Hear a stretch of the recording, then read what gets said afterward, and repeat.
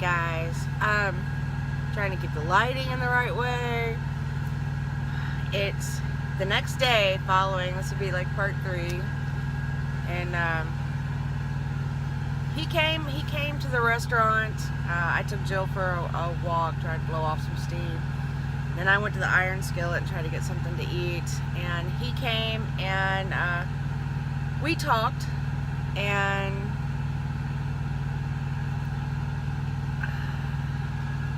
I think for myself, and this is like my journal, it was an eye-opener for myself. I was like, I wish it would stop. Ta-da!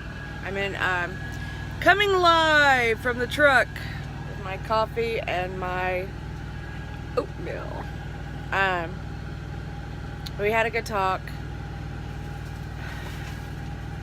And then we practiced. We went out back and we practiced me backing several different ways, which really helped because when we got to Jiffy last night in Michigan, I had to back up to the door. Then that turned.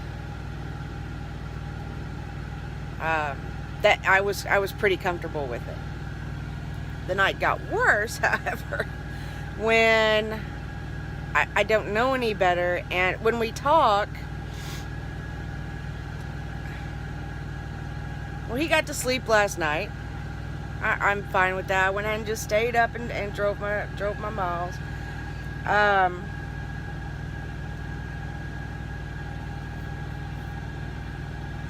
So he's sleeping, and I go into the shipper. Well, we've got 2 stops.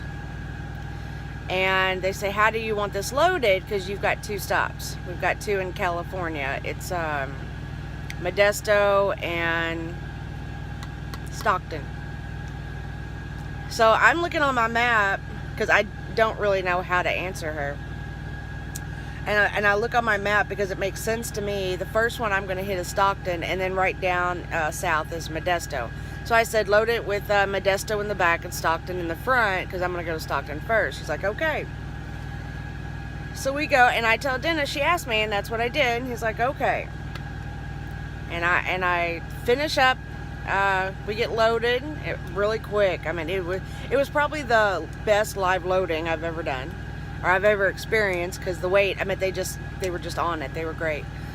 And pulled off, did the lock, did the seal, leaving, got on the highway, got probably a good, I don't know, 100 miles out, might have been more like 50 really, and I get a call from the same person I did a live load call with saying, you need to go back to Jiffy because we can't turn those around because of appointment times. That never even crossed my mind. So I said, well, why can't I just go to California, and then when I hit the first one, they just move or unload the other one and then load it back? Nope, we really need you to go to Jiffy, and you need to ask them to reload it. Now, understand, I'm still on 4 hours of sleep. I really don't feel good because I got, when you're this tired, and I'm also diabetic, I get sick pretty easy, I guess. So, not that I'm sick, I feel much better now that I've slept, but it's just, I'm done. I'm done.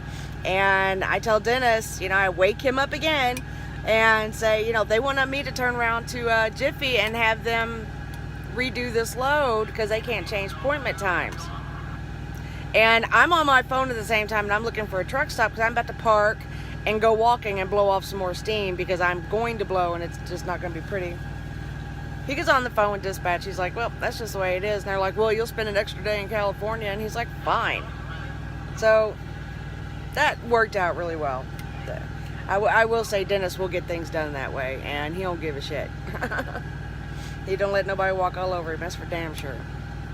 And so I kept going, and I'm good with that. If he's good with it, I'm good with it. So we changed out about 2:30 last night, and I zonked. I mean, I got back here, and I might have played on my phone a whole 20 minutes, and I closed my eyes and I was gone, and I slept and I slept and I slept. We are now here. I drove till Joliet. He drove to Omaha. In Omaha. And I wake up, and this is kind of my point.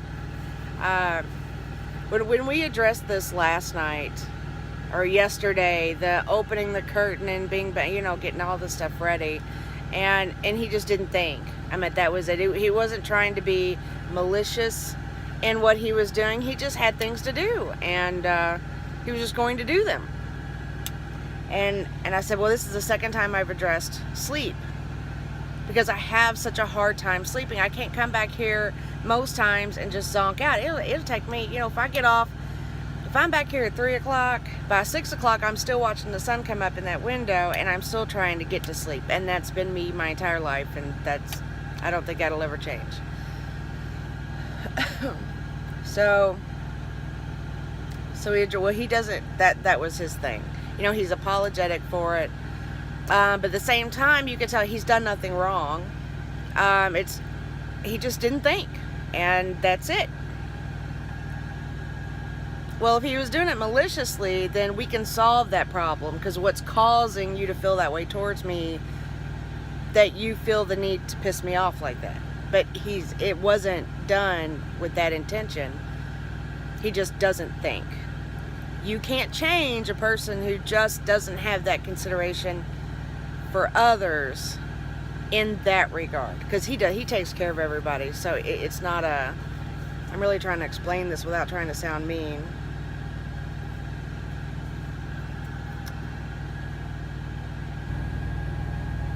And I'm not trying to, he just doesn't think about it. He's an older gentleman, and he's just been out here for a long time, and he does what he wants, and that's what he does. And another example, just right now, my shift starts at 2, right? 2 p.m. to 2 a.m. That's when I got the truck. And he says last night, Laura, when we're changing out, now that we're on this load, we need to drive 500 miles. We need to get 500 miles done, and we'll get there in a good amount of time. Well, it's no problem, because I'm usually doing that. So I question, both of us, because both of us don't drive 500 miles. He'll drive between 2 and 4, and I can do between 4 and over 5. And he's like, yes, both of us. I'm like, okay. And he's like, well, then I might stop and play, chill for a little bit somewhere, go enjoy himself. I'm like, okay. And I could do the same. And he's like, yeah, sure, you can do that. I'm like, okay, all right, that's fine. Well, I wake up at 1:30, and I'm sitting at a casino. And glad I don't have to use a bathroom or anything in that way. Or I didn't want anything. This is why I like being self-sufficient with my own coffee and my own breakfast, because it is 3 o'clock. It's 2:43. It's 2:43, and I don't know how long he's been in there. We're in Omaha. I don't know when he's coming back, and he left his phone in here, so I also cannot get a hold of him if I wanted to. And I'm sitting here and I don't know what to do.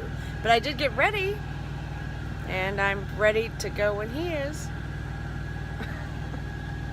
Again, he just don't think. He just doesn't think about it. I would have left a note or something. Hey, I'm going here. I plan on being here, but I might stay a little longer. Watch some TV and enjoy yourself for a little while. Instead, I'm sitting on the edge of the bed with everything ready, because I don't know when he's coming, so I'm just literally sitting here twiddling my thumbs, drinking a second cup of coffee.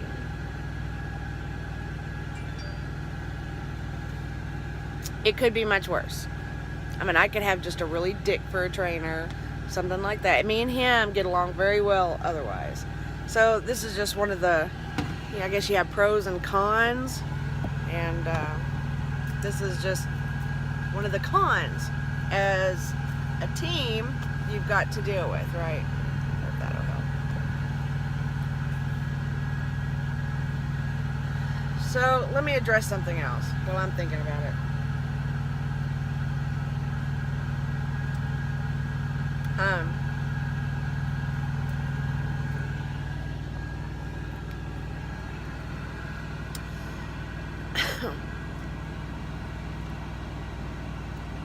This is for the trainers.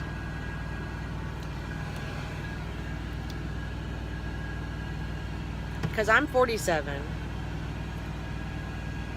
And me and my husband raised 7 kids. Right? That's a mess. That's a major organizational feat. Okay? 7 kids. It's like having a group home. So you're doing groceries for 7, and dinners for 7, and clothes for 7, schools, parent teachers, lunches, field trips, birthday parties, 7 birthdays a year just for the kids I was throwing. It's a major feat. So maybe I overthink.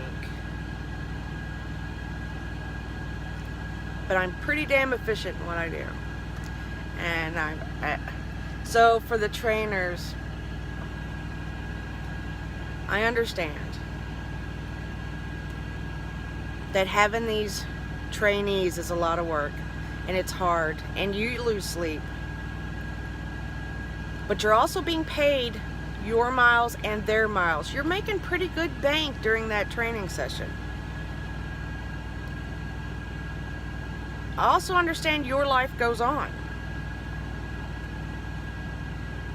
But to have that student in your truck in a whole different world with a stranger,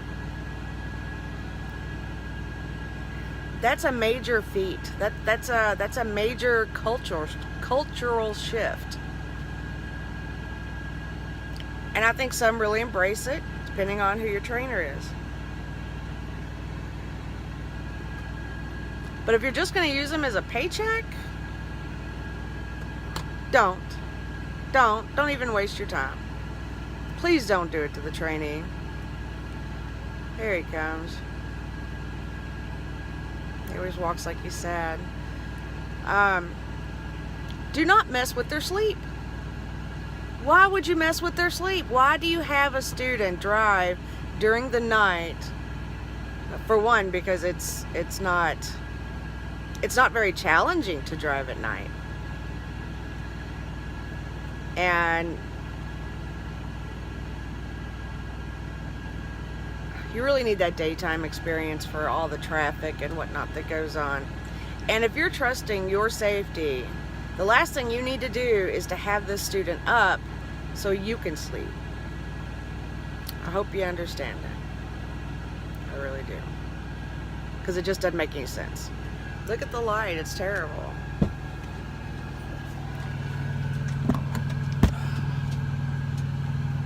Well, good morning. Good morning.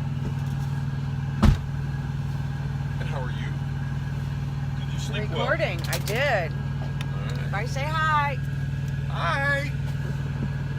Just trying to give them an update. Alright guys, I will see you later.